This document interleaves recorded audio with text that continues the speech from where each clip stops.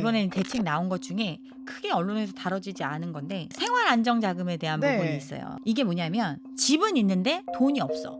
쓸 돈이 없어. 그래서 당장 쓸 돈을 마련하는데 생활안정자금으로 빌려줄 수 있는 금액이 1억에서 2억이었어요. 네. 근데 이거를 이제 최대 한도를 1억으로 이제 제한을 한 거예요. 그러면 내가 집은 갖고 있는데 돈이 없어. 사람이 돈이 없으면 갖고 있는 거 집기라도 다 팔아가지고 생활하는 게 일반적이잖아요. 첫 번째 이제 1주택자 같은 경우는 1억까지 빌려줘라. 1억을 빌려 쓰고도 생활 안정이 안 돼서 계속해서 이 집을 담보로 돈을 빌려 써야 되는 사람이라면 이 집을 유지할 능력이 없는 거예요.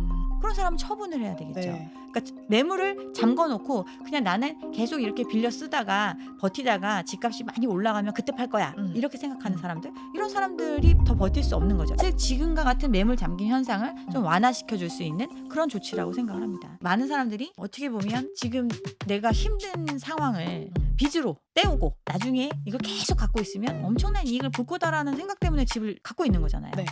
그러니까 매물 잠김이라는 것도 생각을 해보면 이거는 이제 공급을 확대하는 정책을 지금 하는 거예요.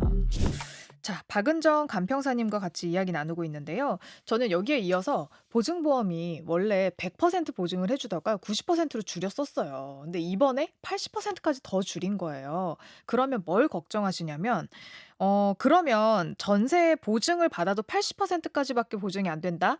그러면 앞으로 누가 전세를 들어가느냐? 그럼 결국에 이게 전세 제도 자체 폐지를 수순으로 가는 거냐라고 물어보시는 분들도 많더라고요.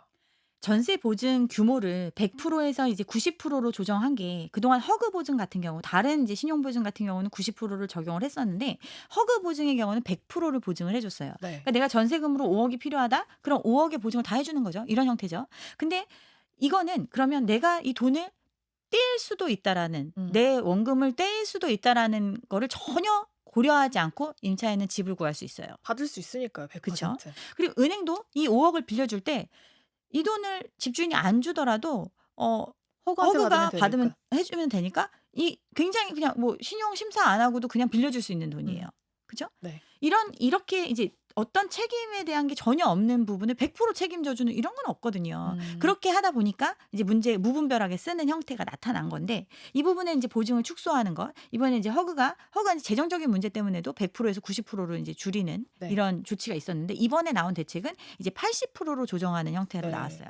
그러면 사람 이제 5억이 필요한데 80%만 보증을 해주니까 4억 정도까지는 보증서로 이제 완벽하게 보장받을 수 있고, 네. 나머지 이제 1억은 내 이제 돈을 넣어야 되는 건데 이게 받을 수 있을지 없을지 모르는. 1억을 이제 빌려야겠죠. 네. 만약에 은행에 내가 5억까지 빌릴 수 있다면 4억은 보증서로 받고 1억에 대해서는 그러면 은행에서는 이 1억을 내가 얘한테 빌려줬을 때 이 사람이 나한테 갚을 수 있을까? 이 집주인은 과연 돌려줄 수 있을까? 이런 부분을 은행이 심사하게 되겠죠. 이 네. 대출을 받는 사람에 대해서. 그리고 그 사람이 이 사람은 허그 보증 4억뿐 아니라 1억 더 빌려줘도 아무 문제 없어. 만약에 집주인이 돌려주지 않아도 임차인이 이 빌려 쓴 돈 충분히 갚을 수 있을 거야. 이러면 빌려주겠죠.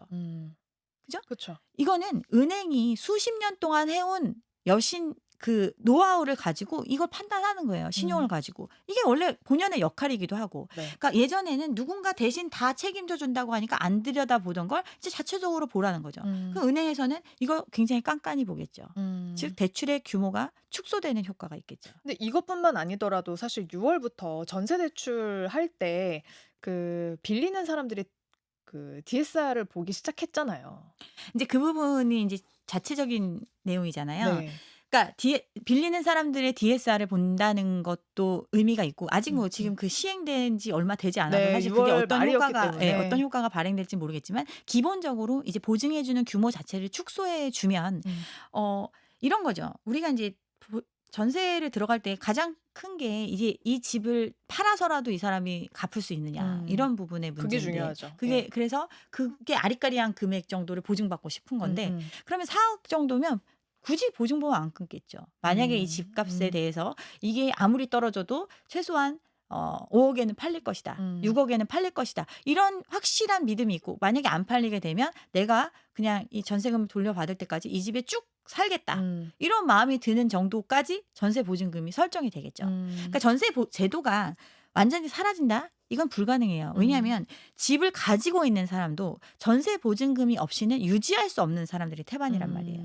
그죠? 근데 그 사람들은 안 건드릴까요? 왜냐면은 실거주 하시는 분들이 아니라 그렇게 전세 여태까지 갭 투자의 바탕이 전세 대출이었 전세였잖아요, 전세. 그 돈으로 이 사람들이 갭 투자를 해 가지고 계속 이익을 봤던 건데 실거주가 아니라 그렇게 투자를 하시는 분들에 대한 규제는 더 없을까요? 그래서 전세 대출 이어갈까? 이번에 예. 인제 대책 나온 것 중에 크게 언론에서 다뤄지지 않은 건데 그 생활 안정 자금에 대한 부분이 네. 있어요. 1억. 이게 뭐냐면 집은 있는데 돈이 없어. 음. 쓸 돈이 없어. 그래서 당장 쓸 돈을 마련하는데 생활 안정 자금으로 빌려줄 수 있는 음. 금액이 1억 에서 2억 이었어요. 네. 근데 이거를 인제 최대 한도를 1억 으로 이제 제한을 한 거예요. 그러면 내가 집은 갖고 있는데 돈이 없어. 음. 사람이 돈이 없으면 갖고 있는 거 집기라도 다 팔아 가지고 생활하는 게 일반적이잖아요. 근데 집이 있는 사람은 집이 있지만 돈이 없으면 그 음. 집을 담보로 그냥 빌려 가지고 계속 생활하면 돼. 맞아. 이게 집 생활 팔 안정 생각을 안 해요. 그쵸. 이게 예. 생활 안정 자금이잖아요. 네. 이 부분에 대해서 제한을 둔 거는 굉장히 중요한 조치라고 생각을 해요. 음. 첫 번째 이제 1 주택자 같은 경우는 1억 까지 빌려 줘라. 1억 을 빌려 쓰고도 음. 생활 안정이 안 돼서 음. 계속해서 이 집을 담보로 돈을 빌려 써야 되는 사람이라면 이 집을 유지할 능력이 없는 거예요. 음. 그런 사람은 처분을 해야 되겠죠. 네. 그러니까 매물을 잠궈 놓고 그냥 나는 계속 이렇게 빌려 쓰다가 버티다가 집값이 많이 올라가면 그때 팔 거야. 음. 이렇게 생각하는 음. 사람들, 이런 사람들이 더 버틸 수 없는 거죠. 이런 부분에 대해서. 음. 그다음에 이제 다주택자에 대해서는 아예 인제 제로로 음. 인제 중단하는 조치가 나왔잖아요. 2 주택 이상은 안 되는 거죠, 아예. 이거죠. 집을 두 채나 갖고 있어. 음. 한 채는 살아야 되니까 나 팔지도 못해. 이런 음. 사람이잖아요. 난 팔지도 못해. 그러면 어 나머지 한 채는 음. 네가 직접 쓰는 거 아니니까 쓸 음. 돈이 없으면 팔아서 쓸 돈을 마련해라 음. 이거예요. 음. 이거 갖고 빌려서 쓰지 말고 음. 그러면 네가 이걸 계속 유지할 수 있는 상황이 아니니까 음. 처분해라. 즉 지금과 같은 매물 잠김 현상을 좀 완화시켜 줄 수 있는 그런 조치라고 생각을 합니다. 네. 그리고 인제 집이 있는데 '아 무슨 소리냐. 그럼 난 어디 살라고.' 음. 뭐 이런 사람도 있을 거 아니에요. 그럼 영목이지 쓰면 돼요. 음. 집을 담보로 연금처럼 받아 네. 쓰면서 주택연금. 예. 그 집을 그렇게 사용하면 되는 거죠. 근데 인제 많은 사람들이 어떻게 보면 지금 내가 음. 힘든 상황을 빚으로 음. 나는 인제 때우고 음. 나중에 이걸 계속 갖고 있으면 '엄청난 이익을 볼 거다.'라는 생각 때문에 집을 갖고 있는 거잖아요. 네. 그러니까 매물 잠김이라는 것도 생각을 해 보면 이거는 이제 공급을 확대하는 정책을 지금 하는 거예요. 음. 기본적으로 집이라는 거를 이제 수요를 할 때는 내가 음. 집을 살 때는 집을 사는 수요자의 입장이지만 음. 집을 사고 난 다음에는 그 집을 영구적으로 소비하겠다라는 마음보다는 이게 인제 얼마가 되면 팔아야지. 음. 이익을 봐야지. 이렇게 네. 생각하시는 분들이 많잖아요. 결국 잠재적인 판매자의 입장으로 바뀐 거예요, 집을 사는 순간. 네. 그런데 이 잠재적인 판매자들이 지금은 버틸 수 있는 여력이 너무 많은 거예요. 뭐 안 되면 이거 담보로 돈 빌려 쓰고 뭐 전세금 못 돌려주면 영목이지 받아 가지고 아니 그 전세 반환 음. 대출 받아 가지고 빌려주고 네. 이렇게 빌려서 네. 갚고 쪼금 때우고. 예. 그런 식으로 어떻게 보면 자기 능력으로는 유지할 수 없는 부분에 대해서 그냥 집을 담보로 그 대출로서 그냥 빚으로서 계속 가져가게 만드는 거잖아요. 그럼 한 번 공급되고 누가 한 번 사가 버린 집은 다시 안 나오잖아요. 네. 근데 공급은 물리적인 공급, 집은 누적적으로 계속해서 새로 신축이 되면 그 물건이 기존 집이 사라지는 게 아니기 때문에 계속 쌓여가는 구조란 말이에요. 근데도 시장에서 왜 공급 부족이다라고 느끼냐? 이미 한 번 잡은 사람들이 안 내놓기 때문이거든요. 음. 근데 이 잡고 있는 사람들이 사실은 빚을 내주지 않으면 버틸 수 없는 사람들인 거예요. 그런 사람들이 이제 공급 매도로 전환되는 상황. 그리고 이거 말고도 인구 사회 구조적인 변화 때문에 기본적으로 이제 제2 베이비 부머들의 은퇴가 작년부터 시작이 됐잖아요. 거의 우리나라 경제에 중추적인 역할을 했던 그 많은 사람들이 은퇴를 시작했단 말이에요. 은퇴를 시작한다는 거는 노동으로 계속해서 어떤 소득 활동을 할 수 있는 사람이 아니라 갖고 있는 자산을 처분해 가지고 생활해야 되는 사람들이 늘어났다는 거예요. 근데 그런 사람들한테 빚을 내줘 가면서 계속 그냥 빚 쉽게 쓸 수 있게 해 주면서 계속 가면 이거 그냥 계속 집을 갖고 가겠죠. 근데 그렇지 못한 상황이 오는 거고 이들 또한 그동안 인제 뭐 익절할 수 있는 이제 많은 기회들이 생겨나겠죠. 이런 어떤 기축의 공급이 풀릴 수 있는 이런 이제 정책적인 유도 이런 것들이 인제 앞으로 펼쳐지지 않을까 사실 생각합니다. 많은 분들이 요즘에 이제 집을 가지고 계신 분들은 어떻게 얘기하냐면 "아니 이재명 정부는 그 시장에 자유롭게 흘러가도록 냅둔다고 얘기를 했으면서 왜 이렇게 되자마자 후드려 잡냐."라고 얘기를 하는데 지금 간평상님 얘기 들어보면 그거는 그거야말로 굉장히 자유시장적인 거다. 네. 원래는 그걸 가질 형편이 안 되는 사람들은 처분을 해 가지고 살아남는 게 맞는 거지 그거를 가지고 버티는 것이 자유시장적인 게 아니다."라는 그렇죠. 얘기를 해 주신 거죠 지금. 그렇죠. 네. 자기가 그러니까 우리가 그러니까 부동산이라는 건 유효수요라고 해서 사고 싶은 마음만 가지고 살 수 있는 게 아니에요. 내가 뭐 자동차 포르쉐 사고 싶다고 다 살 수 있는 거 아니잖아요. 네. 자기가 감당할 수 있고 자기가 돈을 끌어올 수 있는 만큼만 가지고 사야 되는 게 맞잖아요. 그렇게 인제 네네. 돌아가는 게 맞는데 지금까지는 그게 아니었던 거예요. 그리고 음. 일단 사면 '남들한테 무조건 더 비싸게 팔 거야.'라고 생각하고 그냥 음. 갖고 있는 거예요. 근데 음. 그냥 갖고 있을 때 생활을 할 수 있느냐? 못 하니까 대출을 또 끌어 쓰는 거예요. 음. 그러니까요. 그래서 다들 좀 특히나 지금 국민의힘에서는 야당에서는 어떻게 이야기를 하냐면 서울 평균 아파트값이 거의 뭐 13억 원, 14억 원이 되어가는 상황에서 대출 상한을 이렇게 6억 으로 묶어 버리면 오히려 2030 세대 무주택자들이 올라갈 수 있는 주거 사다리를 걷어차 버린 것과 같다 이야기를 하는데 지금 간 평사님 이야기를 들어보면 어 원래 능력이 안 되면 못 사는 게 맞다. 원래 능력이 안 되는 사람들이 시장에 참여했기 때문에 문제가 생겼고. 문제가 집값이 지금 12, 13억이 된 거고 불과 2016년, 17 년도만 하더라도 서울의 아파트 평균 가격 5억 뭐 7억도 안 음음음. 했었잖아요. 근데 지금 사람들은 10억 하는 게 당연하다고 생각하고 음. 20억 하는 거 강남의 아파트가 50억, 70억 하는 거 재건축 대상인 유수의 단지는 100억 하는 거 음. 이런 게 아무렇지도 않다라고 생각을 하는 거예요. 음. 근데 음. 실질적으로는 그걸 사줄 수 있는 돈 자체가 없었던 시장이고 그 돈을 빌려서 들어왔던 시장이잖아요. 음. 그리고 지금 50억, 70억 한다고 얘기하지만 그 아파트를 분양받기 위해서 음. 분양가는 10 수억이었죠. 15억, 17억 뭐 이 정도 됐었죠. 강남권의 분양도 최초의 분양가들. 15억도 사실은 감당하기 힘든 거예요. 음. 15억에 50% 음. 면 7억, 8억 이 정도를 빌려서 음. 들어온 시장이거든요. 근데 7억, 8억을 빌리는 사람들은 아까 음. 말씀드렸다시피 소득 수준이 1억은 돼도 못 빌리는 7-8 돈이에요. 억이면 1 억은 넘어야 될걸요? 예. 1억은 6억까지가 한도니까 네. 7-8억을 빌려 쓴 사람들이 이걸 지금 분양받고 갖고 있는 거예요. 음. 그럼 이 분양가 자체도 사실 분양가가 왜 올랐죠? 뭐 사람들 지금 얘기하는 게 공사비가 올랐으니까 뭐 음. 분양가도 계속 오르는 게 당연하다. 뭐 이런 얘기들을 하는데 분양가 상한제를 적용하더라도 이 분양가 자체에서 더 큰 포션을 차지하는 거는 땅값이에요. 음. 사람들이 계속해서 집값이 오른다고 생각하니까 아파트에서 집값이 차지하는 비중이 높아지고 그 가격이 올라갔다라고 하니까 음. 분양가도 올라간 거예요. 음. 근데 그 분양가도 사실은 1억 이상의 소득을 갖고 있는 사람도 감당할 수 없을 만큼의 빚을 져야만 감당할 수 있는 분양가였다는 거죠. 음. 이런 부분들은 이제 어 그러니까 지금 국힘에서 뭐 서울의 아파트 13억, 14억 하는데 돈 이거밖에 안 빌려주면 아무도 못 산다? 음. 13억, 14억 하는 게 정상적이지 않은 사회였기 때문에 음. 이 부분이 이제 조정이 되겠죠. 그럼 좀 떨어져야 한다고 이게 생각하시나요? 떨어져서 우리나라 소득 수준과 음. 우리가 감당할 수 있는 부채를 지고 집을 살 수 있는 구조 음. 이런 구조로 변화해 가야 음. 그게 2030들이 진짜 집을 살 수 있는 길이 되겠죠. 음. 와 근데 집값이 막 떨어져서 지금 14억 하는 게 12억, 11억 이렇게 떨어지면 사실 그것도 사회에는 굉장한 좀 불안 요소가 될 것 같긴 하거든요. 아까 말씀드렸던 것처럼 집이라는 건 회전율이 굉장히 낮다고 했잖아요. 지금 최근에 있었던 어떤 그 과열 시장에 들어온 수요 말고 예전부터 십수년 동안 음. 집을 갖고 음. 있었던 사람들이 태반이잖아요. 네. 그런 사람들도 그 당시에 훨씬 지금의 절반의 절반값밖에 안 되던 집을 사기 위해서 대출을 받았고 음. 그 대출이 자기가 은퇴할 때까지도 다 상환이 안 될 정도로 네. 이미 그렇게 갖고 있는 상태예요. 네. 그러면 집값이 이렇게 과열됐던 이 시기에 들어와서 무리했던 사람들 외에는 사실은 예전보다는 음.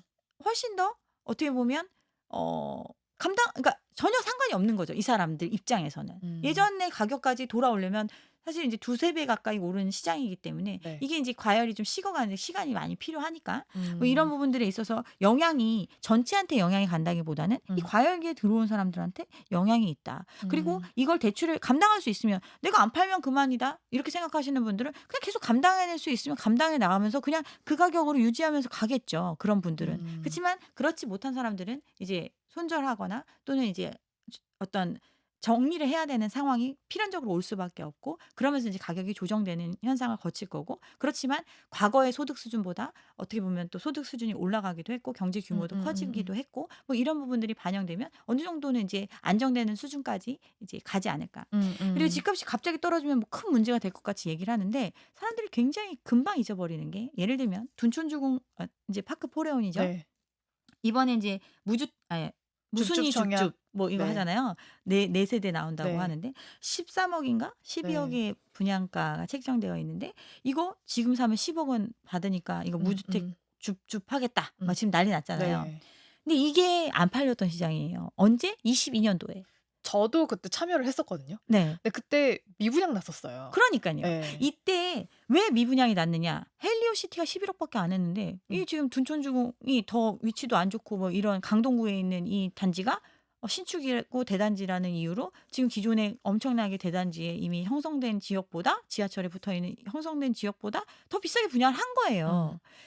그래서 안 팔린 거예요. 그걸 살 수 있는 사람이 없었기 때문에. 그리고 저는 이게 굉장히 이제 그 정부의 패착이었다고 본 게 우리나라는 때법이 진짜 중요하잖아요. 근데 올림픽 파크 포레온도 제가 이때 참여해서 너무 정확하게 기억하는데 처음에는 실거주를 무조건 했었어야 됐어요. 근데 네. 이게 이제 잔금 치르고 들어갈 때 되니까 사람들이 우리 돈 없다. 지금 이거 우리 그 전세 차주들 안 구하면 우리 다 부도난다라고 얘기해서 이거 정부가 풀어줬어요. 그러니까 실거주 의무가 3년 유예가 되는 내용이 네. 총선 50일 앞두고 이제 여야 합의로 통과가 됐어요. 네. 그러니까 이 부분들이 왜 그러면 그때 둔촌주공 때 이런 엄청난 혜택들이 있었느냐. 이거는 가게 살리기 위해서 그렇게 한 게 아니에요. 이때는 둔촌주공이라는 어떻게 보면 단군일의 최대 재건축 네. 단지잖아요. 그럼 아파트 사업으로 치면 엄청난 사업이거든요. 이 사업에 PF 6,500억을 빌려 썼는데 이 사업을 하느라고 이 돈에 대한 상환 문제가 불거졌던 거예요. 이 돈을 당장 이제 연장을 해 가지고 계속 빌려서 쓸 수 있게 해 주고 이 물건이 팔린 다음에 또 사람들한테 부담금 걷어 가지고 갚아내고 끝날 수 있는 그 시간을 줄 정도로 돈을 빌려 준다는 데가 없었던 거예요. 음. "이제 니네 갚아라." 네. 이렇게 한 거예요.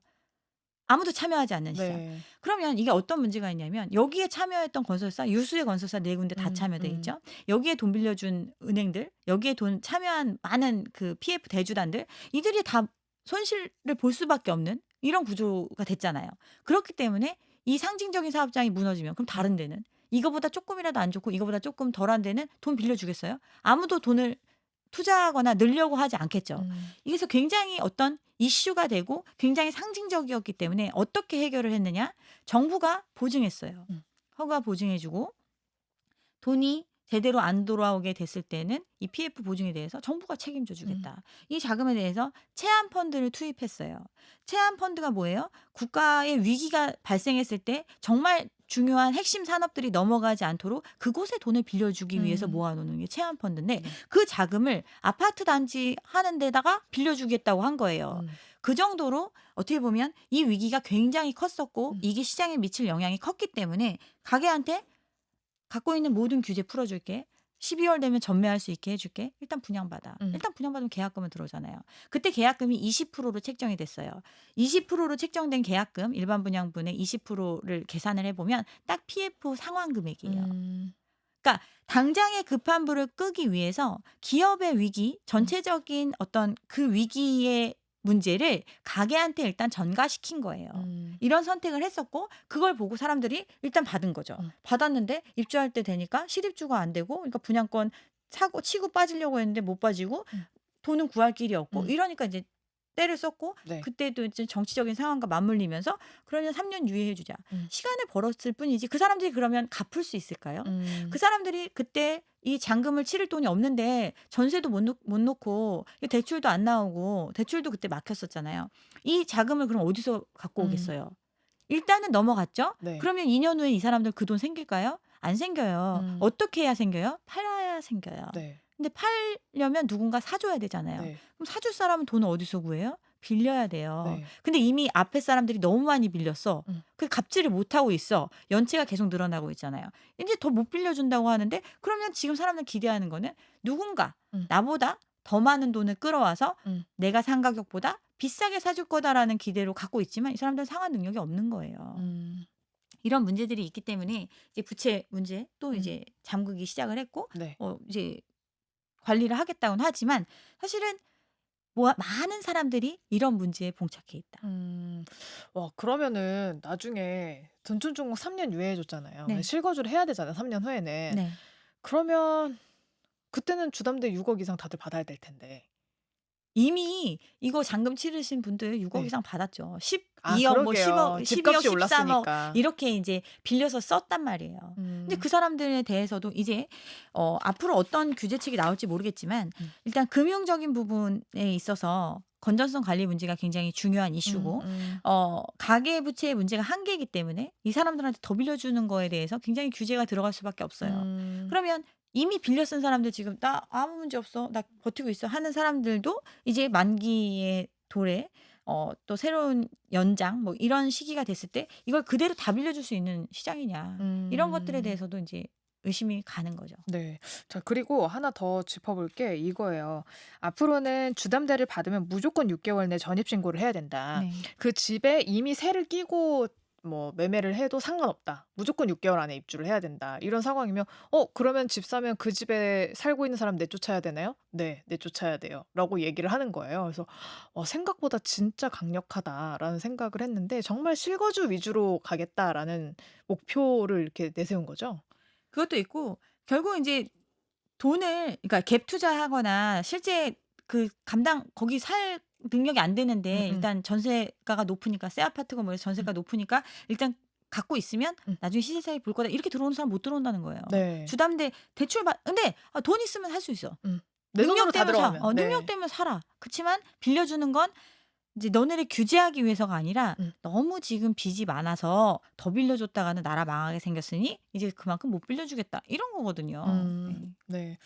그래서 이번에 되게 규제 강하다. 근데 여러분 진짜 중요한 건 부동산 대책이 아니다. 네. 네. 그쵸. 가계부채 대책이다. 그쵸, 그래서 그쵸. 전 궁금한 게 이거 뭐 정치권의 문제긴 하겠지만 이재명 정부가 들어선 지 인제 한 달이잖아요. 네. 근데 어 지난달에 이렇게 바로 발표를 하는 걸 보고 '아 이게 이번 정부가 준비를 한 걸까? 아니면 가계대출 관련한 이제 부처들이 예전부터 준비를 이렇게 해 오고 있던 건가?' 너무 강력하게 갑자기 나오는 바람에 이번 대책이 굉장히 이제 이런 현 상황에 대해서 문제를 인식하고 있는 분들한테는 굉장히 '잘했다.'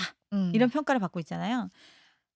금요일 오후에 발표해서 토요일부터 내일부터 안 적용돼. 돼. 예 예. 이렇게 했으니까. 이거는 굉장히 잘한 것 같습니다. 왜냐하면 그동안에 문정부가 이제 사실은 윤 정권으로 넘어가게 된 가장 중요했던 이유가 부동산. 부동산 시장을 잡지 못해서이고 그 부동산 시장을 안정화시키기 위해서 28 차례의 대책을 발표했지만 그 대책이 실질적으로 시장에 영향을 주기도 전에 다 없어졌잖아요. 음. 그러니까 이 정도로 사람들이 이 부동산이라는 시장에 대한 기대감, 음. 심리적인 부분들이 꺾이지 않으면 엄청난 폐해가 일어날 수 있는 시장이기 때문에 네. 이걸 사실은 차단할 수 있는 길은 어떤 그 구멍을 남겨서는 안 되거든요. 음. 문정부가 했을 때 실패했던 이유가 핀셋 규제예요. 핀셋. 맞아요. 말 그대로 이 부동산 경기가 꺼지면 무슨 큰일이라도 날 것처럼 걱정이 되죠. 경기 침체에 어떤 경기에서 건설업이 차지하는 비중도 있고 뭐 부동산으로 인한 어떤 그런 세수도 있고 뭐 여러 가지가 있기 때문에 음. 이 부분에 대해서 갑자기 급격하게 꺼지는 걸 두려워했기 때문에 어떻게 보면 '나는 앞에서 이렇게 할 거니까 알아서들 해.' 뭐 음. 이런 식으로 "준비 좀 해. 한 준비 좀 해. 나흘 정도 줄게." 예. 굉장히 늦게 유예해서 음. 시키기도 했고 그러다 보니까 이거는 뭐다 이건 잘못됐다 온갖 얘기가 나오니까 또 그걸 정치적인 어떤 표심을 음. 얻기 위해서라고 할까? 뭐 이런 것들 때문에 전체적인 어떤 시장의 그 구조나 흐름을 생각하지 않고 이게 이제 약화된 형태로 적용되다 보니까 무늬만 정책이었지 음. 실질적으로 어떤 강력한 효과를 발휘할 수 있는 그런 상황은 아니었다. 음. 이제 이런 부분들을 이제 경험을 했잖아요. 음. 경험을 했고 정권을 뺏기는 일도 생겼고 음. 그리고 이제 다시 집권을 하게 된 상태다 보니까 준비가 많이 됐다고 생각을 합니다. 음. 그래서 어떤 정책을 발표할 때도 엠바고 걸고 굉장히 이제 신속하게 음. 모두에게 적용될 수 있게 네. 도망갈 수 없게 맞아요. 요렇게 발표를 핀셋이 하지 않았나. 아니야. 예.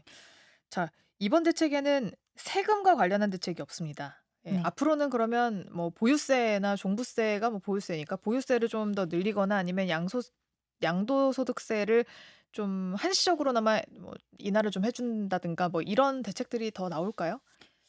제 개인적으로는 이제 그런 대책이 필요하다고 생각을 합니다. 그러니까 도망 나갈 구멍은 사실 마련을 해줘야 되니까. 그렇죠. 그래서 이제 뭐 양도세를 한시적으로 그치만 이제 기간이 길면 안 되죠. 그쵸. 예. 양도세를 한시적으로 뭐 6 개월이 됐든 1 년이 됐든 이 기간 안에 모두가 이제 처분을 하거나 이런 상황이 됐을 때는 좀 완화해 주는. 그러면 음. 이제 익절을 할 수 있는 사람들을 무조건 이제 어디로 몰면 안 되니까 음. 팔려고 생각했던 사람들도 여러 가지 문제로 팔지 못했던 사람들, 음. 내가 감당할 수 없지만 끝까지 그냥 이 어떤 정책의 일관성에 대해서 지금 되게 의심이 많은 시장이란 말이에요. 이 맞아요. 정책이 일관되게 흘러가지 않을 것이고 조금 지나고 나면 다시 예전처럼 될 음. 거야라는 생각을 갖고 있는 사람들이 많은데 그렇지 않다라는 시그널을 분명하게 줄 필요가 있어요. 음. 어떻게 보면 이번에 처음 나온 대책, 지금 이 시기만 넘기면 될 거다라고 생각하고 있지만 이 후속적으로 이제 본격적인 부동산 대책이 나올 수 있잖아요.